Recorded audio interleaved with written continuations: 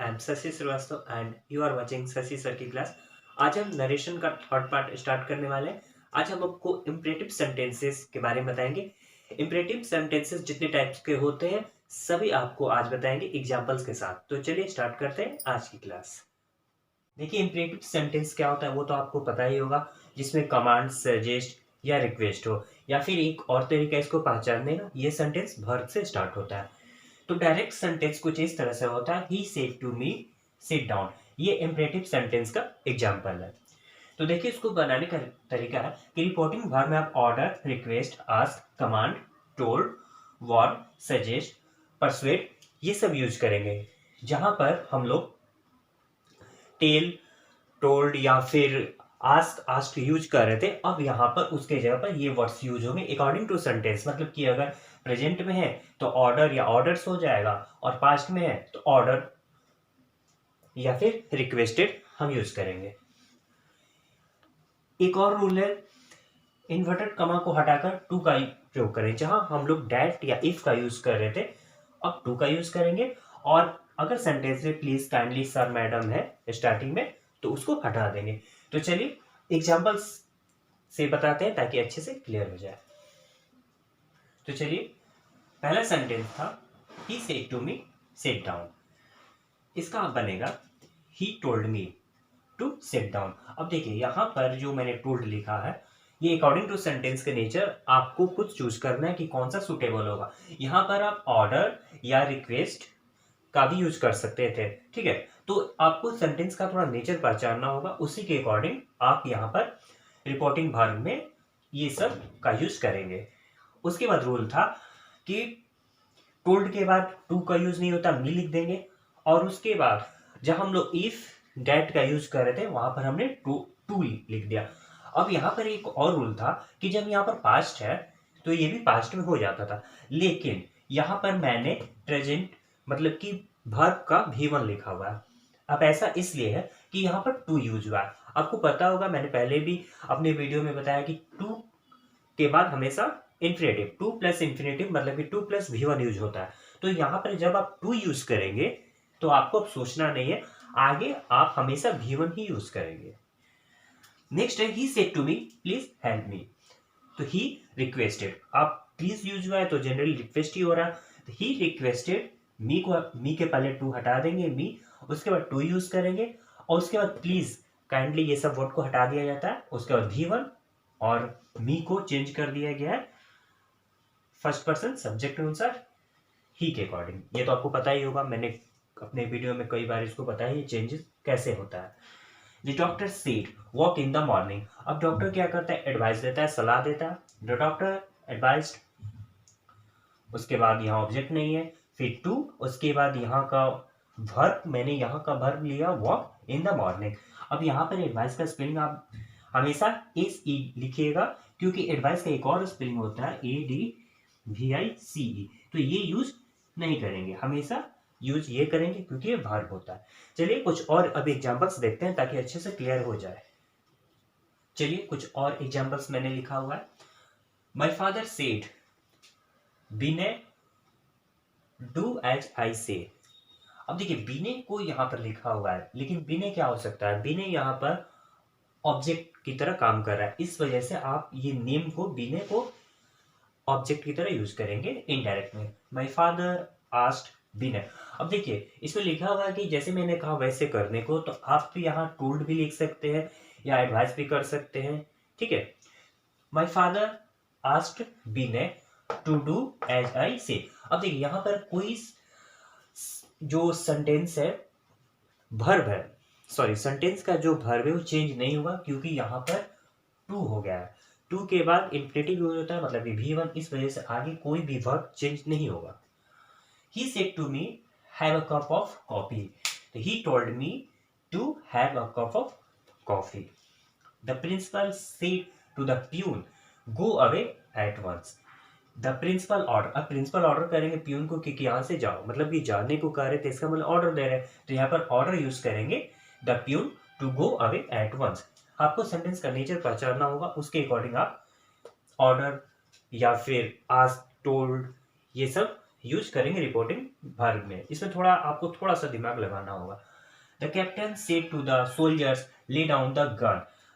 The captain commanded the soldiers to lay down the gun. अब देखिए यहाँ पर कमांड यूज हुआ है, तो एक चीज आप याद रखिएगा, जब भी सेंटेंस में मतलब डायरेक्ट सेंटेंस में सोल्जर्स की बात करेगा या कैप्टन की बात करेगा तो आप जनरली कमांड ही यूज करेंगे। तो आशा है कि अब आपको इस तरह के सेंटेंसेस सब पूरी तरह से क्लियर हो गया होगा। आइए अब कुछ निगेटिव इंपरेटिव सेंटेंस को देखते हैं। चलिए निगेटिव इंपरेटिव सेंटेंस को देखते हैं। तो निगेटिव इंपरेटिव सेंटेंस जो होता है वो डोंट से स्टार्ट होता है। मतलब कि सेंटेंस में मतलब कि आपको डायरेक्ट स्पीच में आपको डोंट से सेंटेंस मिलेगा। इसको दो तरीके से बनाया जाता है। पहला ये तरीका है, इसके बाद हम दूसरा तरीका को भी जानेंगे। तो सेम रूल है, आप रिपोर्टिंग वर्ब को आस्क टेन में बदल देंगे according to nature of sentence. मतलब कि अगर पास्ट है तो या आस्क्ड या टोल्ड हो जाएगा। इसके बाद इन्वर्टेड कमा को हटाकर नॉट टू का प्रयोग करेंगे। आप इन्वर्टेड कमा जो ये होता है ना, इसको हटाएंगे, नॉट टू यूज करेंगे। देखिए दो एग्जांपल मैंने लिखा हुआ। He said to me don't open the door. उसने कहा दरवाजा नहीं खोलो। डोंट से सेंटेंस से स्टार्ट हुआ, मतलब कि नेगेटिव इंपरेटिव सेंटेंस है।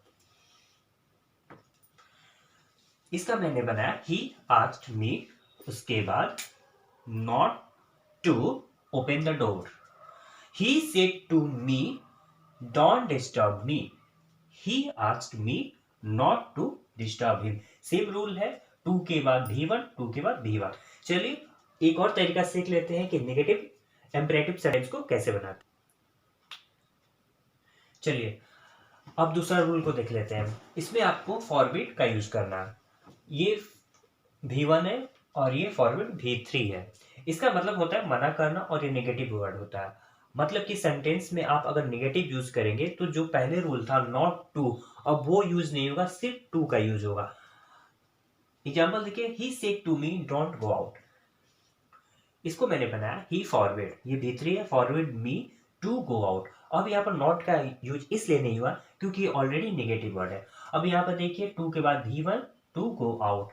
इस सेंटेंस में अगर आप फॉर्मेट के पर सेड, टोल्ड या आस्क्ड अगर यूज कर देंगे तो आपको नॉट टू यूज करना होगा। नॉट टू तभी यूज नहीं होगा जब आप फॉर्मेट यूज करेंगे। The teacher said to the children don't make a noise in the class. The teacher forbade the children to make a noise in the class. अब यहाँ से कुछ अजीब सा सेंटेंस लगता होगा, to make a noise in the class मतलब कि क्लास में शोर करो, लेकिन यहां पर ऑलरेडी टीचर ने मना कर दिया है।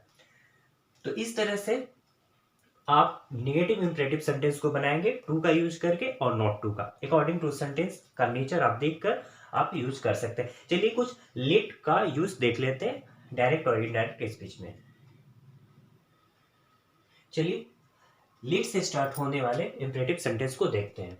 जैसे Mohan said to his friends let us go. अब इस तरह के सेंटेंसेस को इनडायरेक्ट में हम कैसे चेंज करेंगे, तो देखिए आपको रिपोर्टिंग भाग को आपको चेंज करना है प्रपोज में या फिर सजेस्ट में। ठीक है, according to nature of sentence. अगर पास्ट है तो आप पास्ट के अकॉर्डिंग चेंज कर देंगे प्रपोज को और सजेस्ट को। इन्वर्टेड कमा को हटाकर डैट का यूज करें। जहां हम लोग टू का यूज कर रहे थे या इससे पहले जहां पर हम लोग डैट इफ का यूज कर रहे थे वहां पर अब डैट यूज होगा। और अस, ये अस ये वाला अस को हटाकर वी और दे का यूज करेंगे अकॉर्डिंग टू नेचर। आपको अगर लगता है कि सुटेबल बेटर है वी, या फिर आपको लग रहा है कि दे वहां सुटेबल हो रहा है तो आप दे का यूज करेंगे। तो चलिए आप कुछ एग्जांपल्स इस पर सॉल्व करते हैं ताकि और अच्छे से आपको ये क्लियर हो जाए। तो चलिए एग्जांपल है, Mohan said to his friends let us go. इसको मैंने यहां बनाया है मोहन प्रपोज्ड या फिर सजेस्टेड। आप यहां लिख सकते हैं, पास्ट में था तो मैंने ईडी लगाकर पास्ट बना दिया। दोनों में से कोई एक आप लिख सकते हैं। To his friend, to his friends है तो यहाँ फ्रेंड्स कर देते हैं। टू हिज फ्रेंड्स, इसके बाद डैट यूज करेंगे और उसके बाद वी या दे, दोनों में से कोई एक यूज करेंगे। दोनों में से कोई भी आप चल सकता है। उसके बाद शुड यूज करेंगे, यहां पर शुड यूज होगा, उसके बाद गो।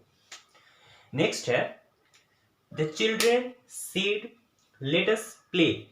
इसको करेंगे द चिल्ड्रेन प्रपोज्ड या सजेस्टेड, डैट या फिर वी शुड प्ले टुगेदर। तो चलिए लेट से स्टार्ट होने वाले कुछ और रूल्स देख लेते हैं। देखिए, अगर सेंटेंस कुछ इस तरह से है, direct speech, Vivek said let me go out. अगर इस तरह के सेंटेंसेस है और ऐसा लगता है कि किसी इच्छा की भावना है, मतलब डिजायर उस सेंटेंस से शो कर रहा है डायरेक्ट स्पीच से, तो आप इसको कैसे बदलेंगे? आपको रिपोर्टिंग वर्ब को विश में बदल देना है अकॉर्डिंग टू टेंस, विश्ड या विश। आपको ऑब्जेक्टिव केस मतलब कि इसको ऑब्जेक्टिव केस को आप नॉमिनेटिव केस में लिखेंगे। इसके बाकी सारे रूल्स वैसे ही होंगे। अब देखिए, Vivek said let me go out, Vivek wished that, इसके बाद ये फर्स्ट पर्सन सब्जेक्ट कौन सा, तो यहां पर ही होगा, तो यहां पर हिम नहीं लिखना, ही लिखना, ही शुड गो आउट, जैसे कि फर्स्ट रूल था। Veena said let him be my husband, Veena wished that he, him को ही के अकॉर्डिंग बदल दिया गया, he should be her husband, my को हर में चेंज कर दिया गया। ये ऑब्जेक्ट सब्जेक्ट तो बदलना आपको अच्छे से आता होगा, मैंने अपने पहले के वीडियो में बताया हुआ है।